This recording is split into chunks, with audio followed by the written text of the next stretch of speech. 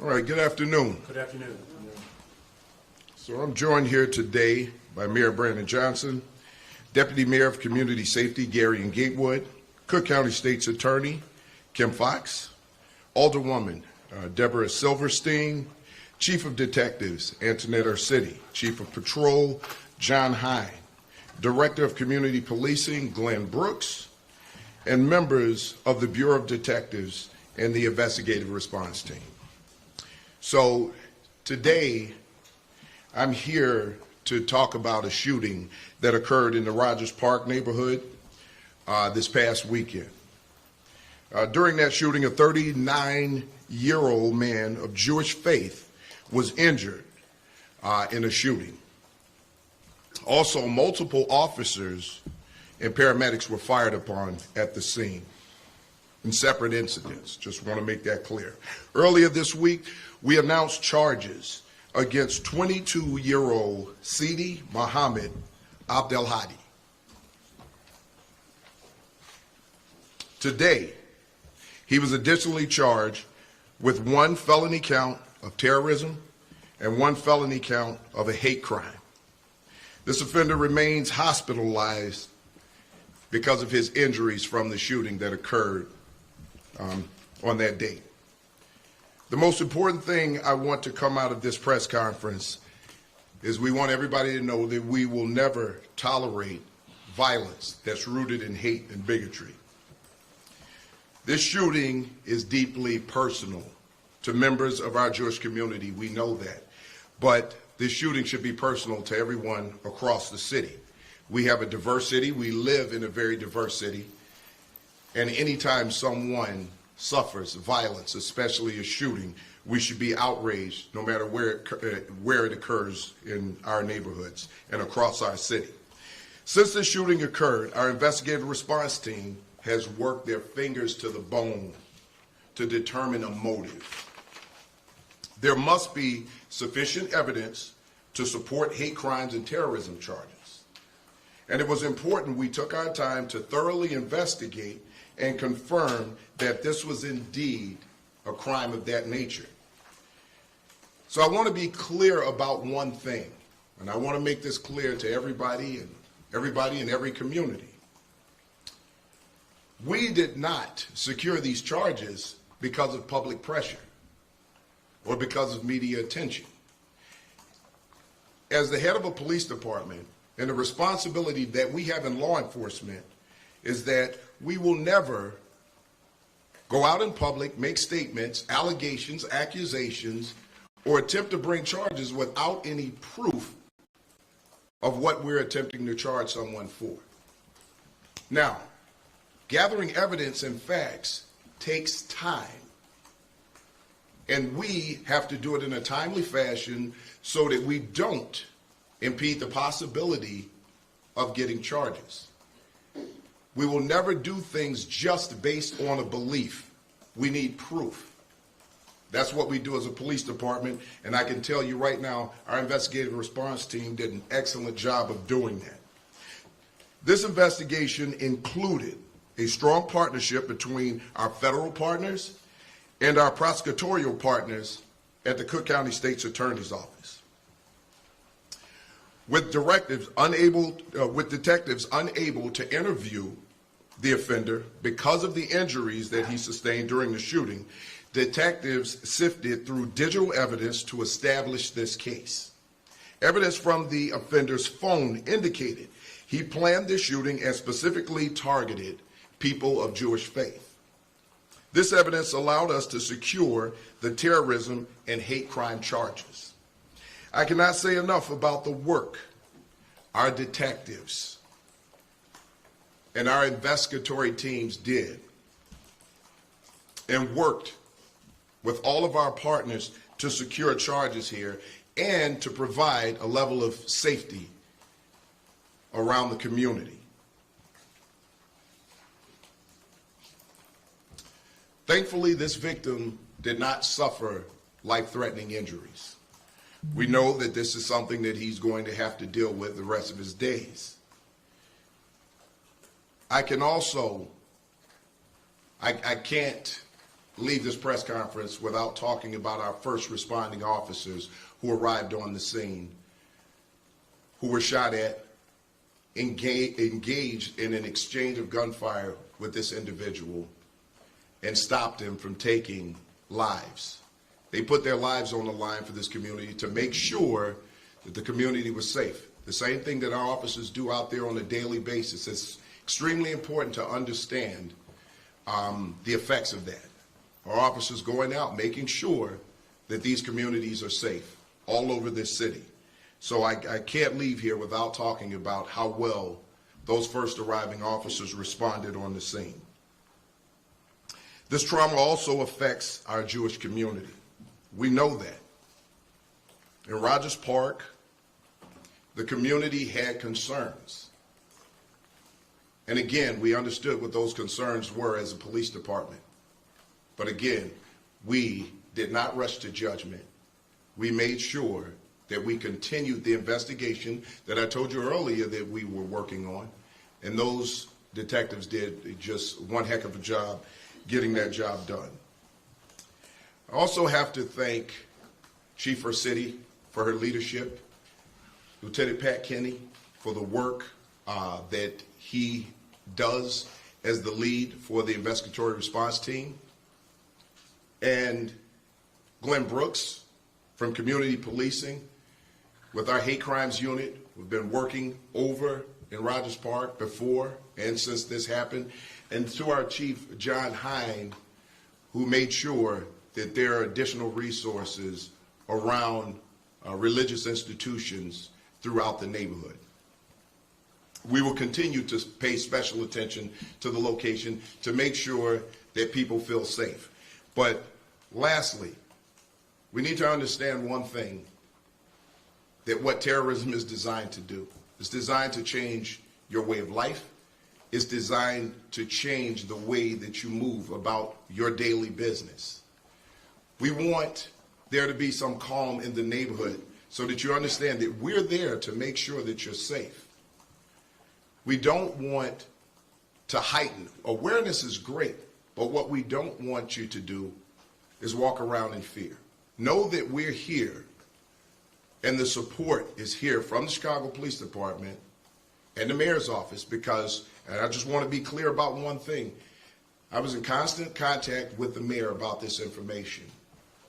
The mayor had the information that we as a police department provided to the mayor. And until we gained enough information to provide the mayor with charges, to let him know that charges were coming about, he only had the information that we as the Chicago Police Department provided to him. So we saw his support in this situation. We kept him abreast of what was going on. And I just want to thank the mayor and everyone standing here for the support. So with that, I'm going to turn it over to Mayor Brandon Johnson. Thank you, Superintendent Snelling, and good afternoon, everyone. I want to start by being absolutely clear.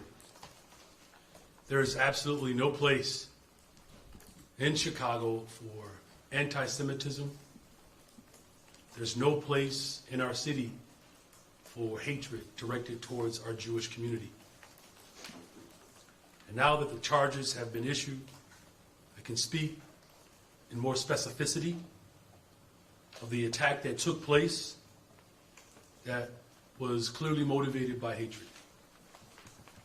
But hatred towards our Jewish community. It is not only heinous, it is wicked. And as the leader of this city, as a husband, as a father, it grieves me and it breaks my heart knowing that our Jewish community doesn't feel safe and secure in our beloved city. This is not just an attack against our beloved community of Jewish people. This was an attack against us as a city. And over the past several days, my administration has been in constant communication with the Chicago Police Department, the superintendent, the state's attorney's office, regarding this case. We followed all of the necessary steps to ensure that we could charge the individual with not only hate crime, but an act of terror. I am truly grateful for the leadership of Alder Deborah Silverstein. Her work to combat anti-Semitism in the city of Chicago. We will continue to defend and protect the Jewish community. The place of worship is a sacred place. And as a man of faith who recognizes the precious elements of being able to exercise your faith, to be able to live out your ethnicity and your nationality without fear.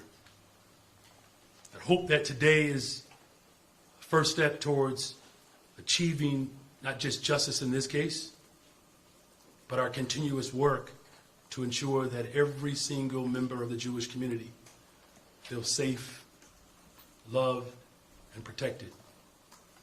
And just as I want for my family, I want for the families of our Jewish community. And going forward, I will continue to do everything in my power to ensure that every single community is fully supported and protected and loved, but particularly our Jewish community. They deserve to feel safe in the confines of their own homes, their own places of worship, and certainly in their own communities. My administration and I, we are committed to continuing this work with our partners across the city to ensure that we are all working together to put an end to the hatred towards our Jewish siblings. Anti-Semitism in Chicago does not reflect the soul of Chicago. And everyone in our city deserves to feel safe. No one in our city should be attacked based on their beliefs, their religion, their identity. So with that, I'm grateful that we have partners at the State's Attorney's Office. And so with that, I bring to you Cook County State's Attorney Kim Fox. Good afternoon. Good afternoon. I again stand here today alongside Mayor Johnson, Superintendent Snelling, Alderwoman Silverstein, our incredible partners at the Chicago Police Department, to address the concerns regarding the shooting on October 28th in Rogers Park, where a man was shot while walking on his way to synagogue. The suspect, Sidi Mohamed Abdallahi, has already been charged with attempted murder, aggravated battery, and aggravated discharge of a firearm. I should also note attempted murder of a police officer as well. As you have heard today, we are announcing the approval of additional charges of hate crime and terrorism in this utterly senseless act of violence. These charges reflect our unwavering commitment to justice and our determination to confront the acts of hate and violence. When an individual targets someone based on their faith, their ethnicity, or their identity, it goes beyond an attack of a single person. It becomes an attack on an entire community. Hate crime charges recognizes this. They acknowledge that the acts motivated by bias or prejudice aim to instill fear, sow division, and marginalize entire groups of people. Hate crimes are not just crimes against an individual, but are attempts to disrupt the social fabric that unites us all. By bringing terrorism charges, and I will acknowledge that it is rare that we bring terrorism charges, we underscore the gravity of targeting specific communities with violence intended to intimidate or terrorize. This charge sends a clear message. Any acts that seek to destabilize our communities through fear and hatred will face the fullest measure of accountability under the law. Quite simply, hate has no place here. Our responsibility is not only to respond to such acts, but to send the message to those who choose to act on hate that they will be held accountable to the fullest extent of the law. I just want to take a moment to echo the sentiments of Superintendent Snelling, that when this incident occurred, the State's Attorney's Office, working alongside the Bureau of Detectives and the Superintendent, worked diligently around the clock to bring charges as they became ready. I think it's incredibly important to underscore that we do not charge cases at the State's Attorney's Office based on political motivations or political pressure or those who may not be as informed of the law and are driven by sentiment. We understand that what happened last Saturday stoked incredible fear in the hearts of those who lived in that community, who practiced the Jewish faith in our entire city. We understand the need to want to hold people accountable for such horrific and heinous acts. But we also have a duty to abide by the facts, the evidence, and the law. And until we have the facts, the evidence, and the law to support a charge, we will not charge that case until it's ready. What I want to underscore as well is that this department, from the very beginning, when we were prepared to announce charges related to the shooting of the victim and the heroic officers who responded, that the investigation didn't cease. The investigation continued. The motivation for this attack, it was important for us to get to it. And as the superintendent said, one of the ways that we could get to it was by the defendant himself, who was unable to speak because of his injuries. And despite that, they continued by looking into digital and forensic evidence to get to the motivation behind this crime. Again, the extraordinary nature of a terrorism charge isn't simply that this person went out for a single individual. Based on the information contained from that digital evidence, we were able to determine that this individual plotted on this particular community, sought out this particular community, sought out this particular faith. That the efforts to engage in this crime were not spur of the moment. They were not simply to rattle at the time, but to inflict terror. And so I am grateful for our partnership with the Chicago Police Department and their unrelenting pursuit of justice to bring us to this moment today. I want to commend the members of the Cook County State's Attorney's Felony Review Team, who alongside these detectives worked 24 hours to ensure that we can get to this moment. The defendant, just by way of clarity, was due in court on Tuesday, but because of his injuries was unable to appear in court. He has a following court date of the 7th, next week, barring any medical reason for him to not appear. Again, we are very proud of the partnership and collaboration that we've had with our partners in the Chicago Police Department. We too want our communities to know that we will hold those who intend to inflict harm or terror accountable to the fullest extent of the law. With that, I will turn it over to Alderwoman Deborah Silverstein.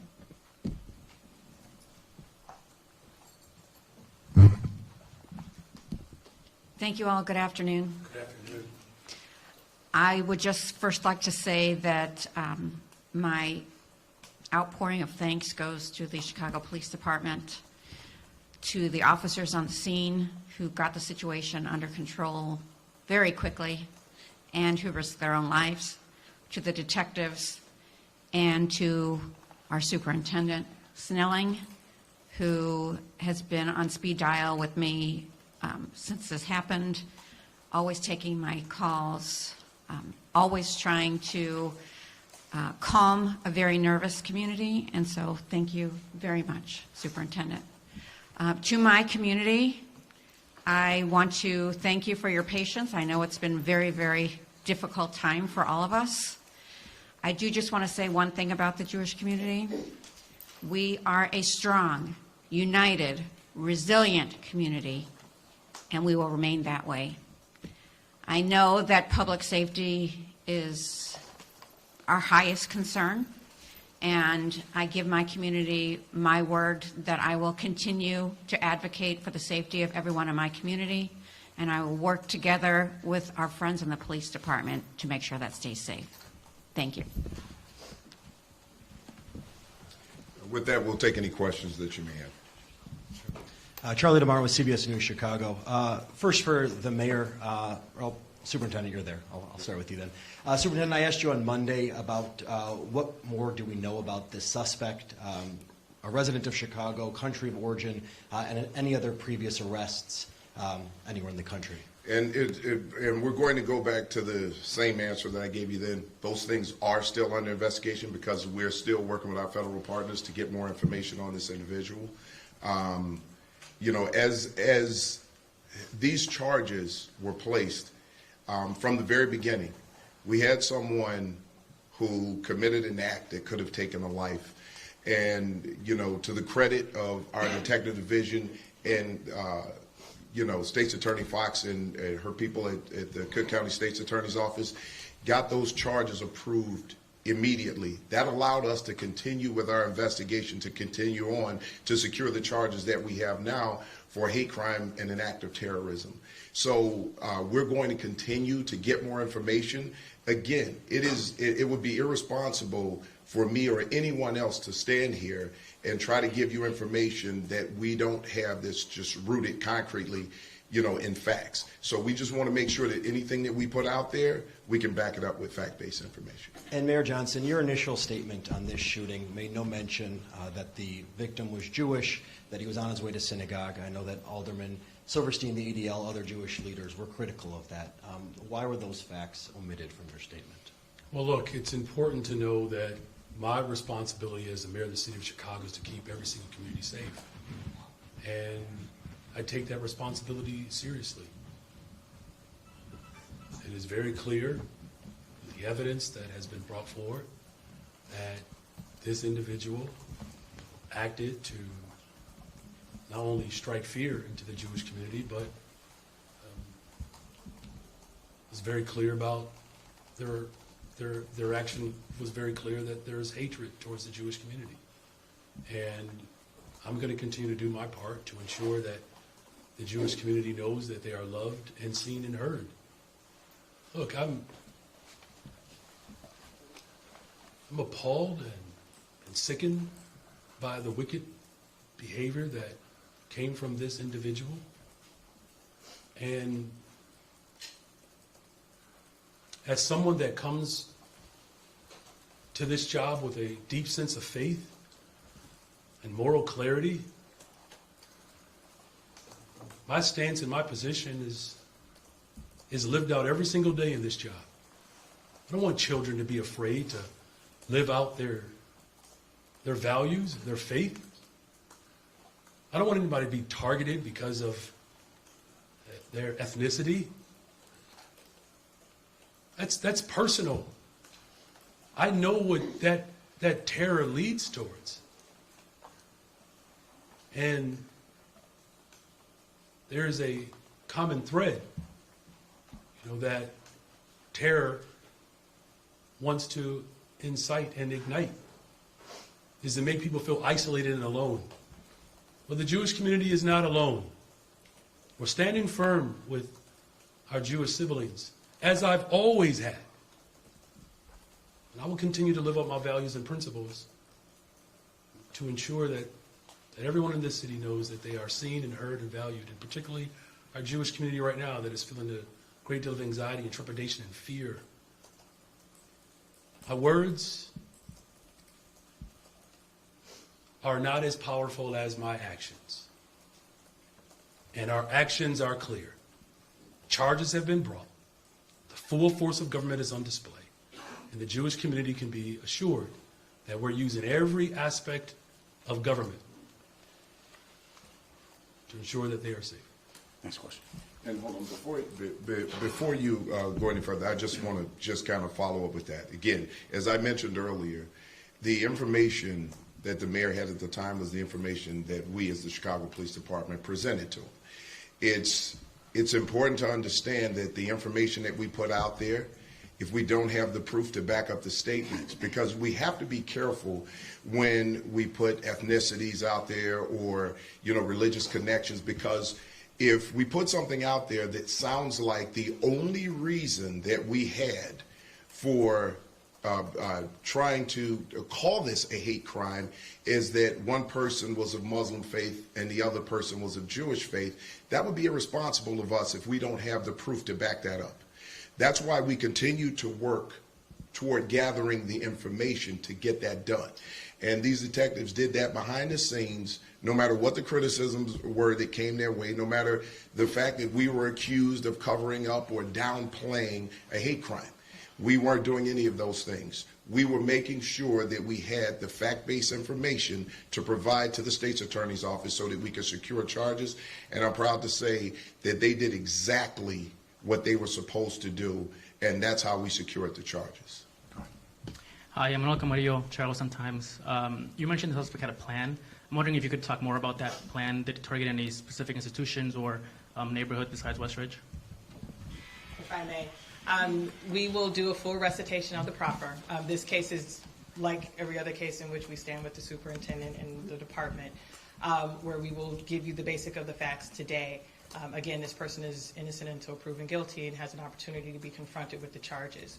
At the next court date, it is our intention, as we had just 2 days ago, to do a full recitation of the proffer, which will include that level of detail in which we described earlier today. So we will make that information available next week. Yes, V1 with NBC5 News. Superintendent, you talked about how you are still working with federal partners and agencies to get more information on the suspect's origin and his residency. At this point in time, what can you tell us? Is he from Chicago? Does he have any family here? You know, what's his connection here? And again, you know, I'm not going to get into the details of it right now. We know he's not from Chicago, but establishing addresses, residencies, when he got here, all of those things are things that we continue to work on. Again, it would be irresponsible of me to sit here and tell you something that could be different once this investigation is complete. Our federal partners are working with us to make sure that we gather that information. So we want to continue down the path of doing this the right way. Mm-hmm. Second question. You said that you used digital evidence and forensic evidence and searched his phone. What did you guys find on his phone? Well, see, we're not going to get into all of that, too, because that's evidence that has been recovered. And as State's Attorney Fox told you, you know, once she does a proffer, then all of that information, you'll be able to gather it then. But we're not going to talk about the details of that here. Thank you. Courtney Spinelli with WGN. How are you? Quick question for you guys. The ICE spokesperson has confirmed to us that he was a Mauritanian national and said that they have leveraged an ICE detainer with the Cook County Jail. Without getting into more specifics, obviously, of his background and his history, is that something that the State's Attorney's Office is aware of and something that you will honor? I know a lot of people wonder what comes next. You right there. It's not. What we're doing today is announcing the charges. Next week, when we do the full-on proffer regarding, and we can confirm the information that you have. Again, this person is presumed innocent until proven guilty. The reason I say that is just because we have brought the charges, and he has not yet had an opportunity to appear before a judge to face the charges. I'm not going to give a level of specificity that has not been afforded to him. And so we will, next week, hopefully, be able to do that proffer should he be physically available to court, and those questions will be answered at that time. Thank you. Hi, Casey Cronus with Fox 32. Are you looking into any relatives or friends? Is there any indication that this suspect had any assistance when it came to planning this attack? At this time right now, we have no credible intelligence that he was working with anyone else. Right now, the evidence that we have right now says that he was working alone.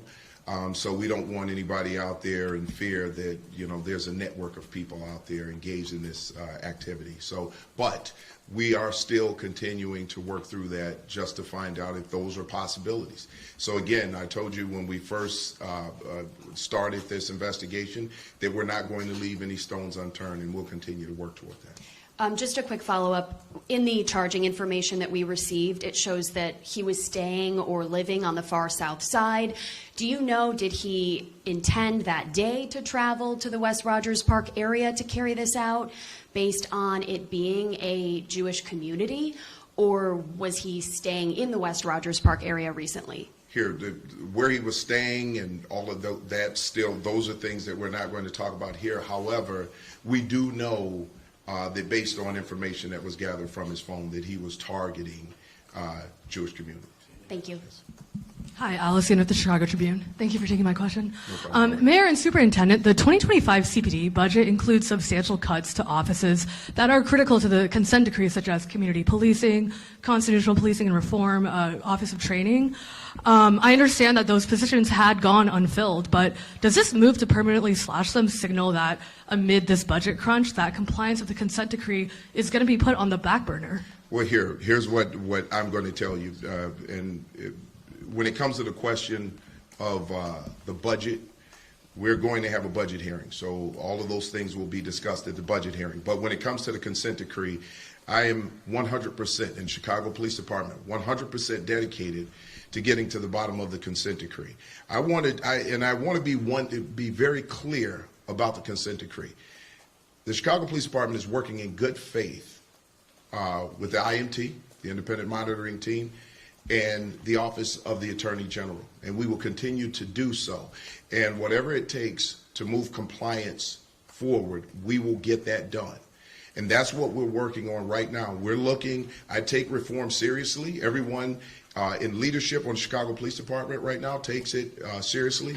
And when it comes to things like wellness of our officers and the connection and contact with our community and growing that relationship, that's what we're going to continue to push, and we're going to continue to work in that direction. It doesn't matter what the roadblocks are that we may see moving forward. Yeah, sure. Look, the superintendent has clearly displayed not only a commitment to constitutional policing, but he built his chops in training the particular class of women and men who serve this department. Restoring confidence in our law enforcement is of our utmost priority. That's why the sophistication and the coordination that's on display looks the way it looks. We understand that over the course of, unfortunately, decades in this city, that there has been a disconnect between the needs of the community and how law enforcement can respond to those needs. You saw it on full display during the DNC, constitutional policing, hiring more detectives, still making sure that individuals are being trained. As we can continue to move the city forward, it's important to note that there are different dynamics of the consent decree where we've reached almost 100% in compliance. So this is an ongoing process, and as the superintendent indicated, as we continue to go through the budget discussion, all of that will come alive. But I will say that there is a strong commitment from my administration, our superintendent, to continue to make sure the training is upheld, that supervision is upheld, that we're actually clearing cases. Again, we've given a great deal of accolade to Chief Rossetti and the work that the Department of our Bureau of Detectives have done.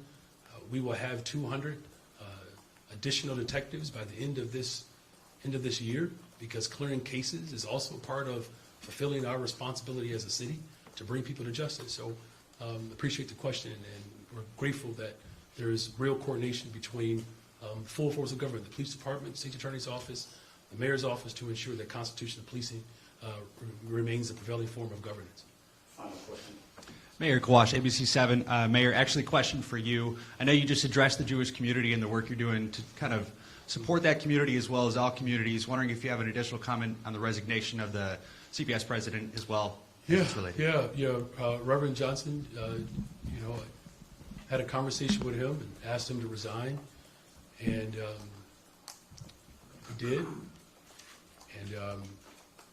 And ensuring that our children have fully funded schools is still my top priority. That's the goal. And speaking of even hate crimes, one of the reasons why I nominated Officer Rafael Yanez, a police officer, to the school board, because of his work within the hate crime division, 15 years, I believe, worth of service there. And so we want every single child in the city of Chicago to feel protected and loved, and particularly right now our Jewish community. Look, the egregious attacks that have caused the unraveling of stability in a particular region where Israel is a strong ally with our country. we have to ensure in the city of Chicago that we live out the value system that we want to see around the world. And that's what my leadership reflects in this moment is again, there's a level of sorrow and hurt and grief to talk to Alderwoman Deborah Silverstein as she expresses the level of fear, but the relief that they are experiencing, at least for this moment. But that work is not done. That work is not done, and we're going to continue to do that work. Thank you all very much. Thank you.